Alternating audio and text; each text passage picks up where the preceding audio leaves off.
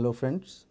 If you or someone you know is suffering from spinal tuberculosis or TB as we call it, then there are certain important things that you must be aware of.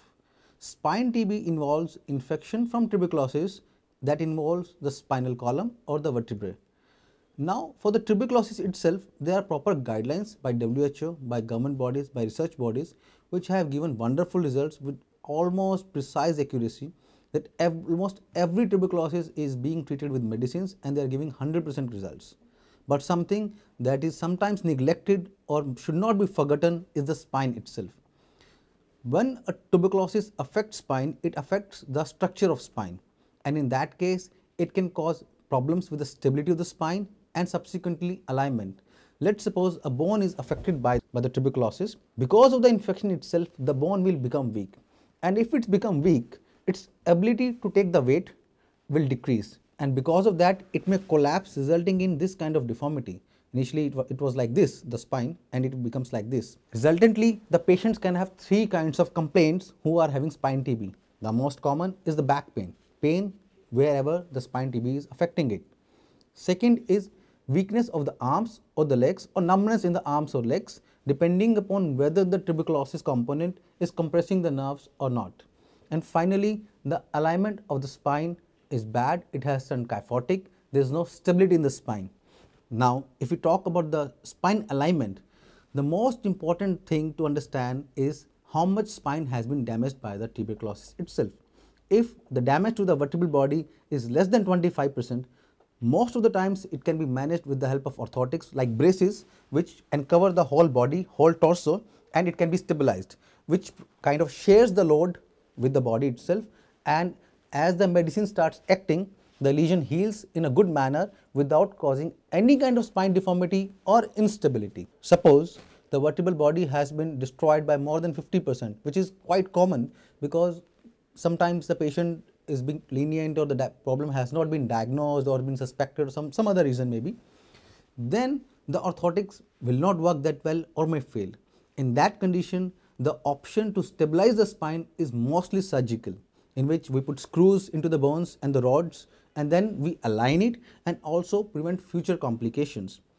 The third reason for surgery can be the compression of the nerves itself. As I told you, many patients of the spine tuberculosis can have weakness of the arms and the legs, and sometimes numbness also, which points to the fact that there is severe tightness of the canal from which the nerves are passing.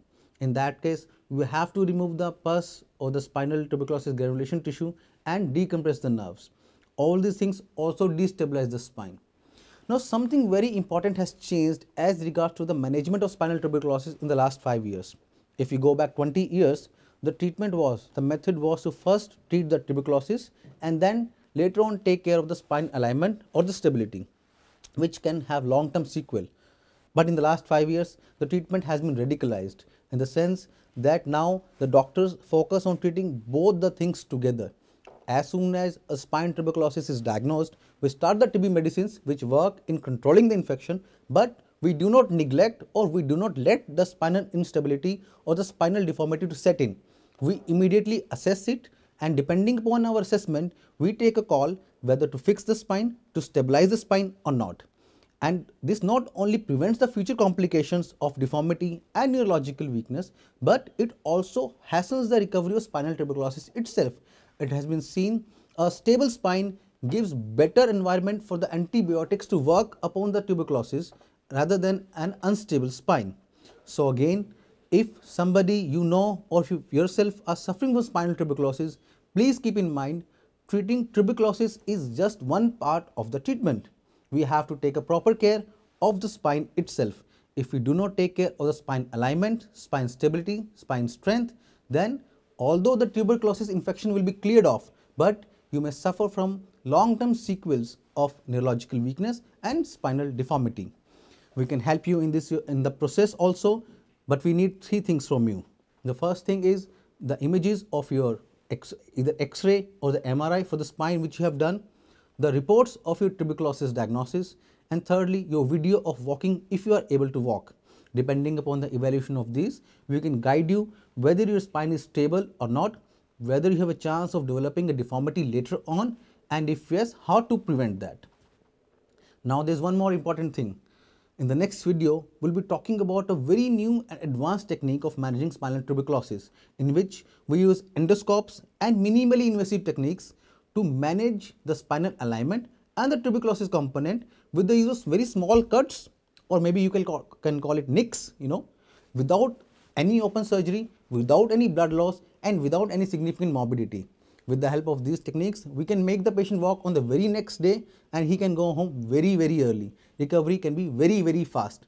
So watch out for the next video which will be released soon. We care about you.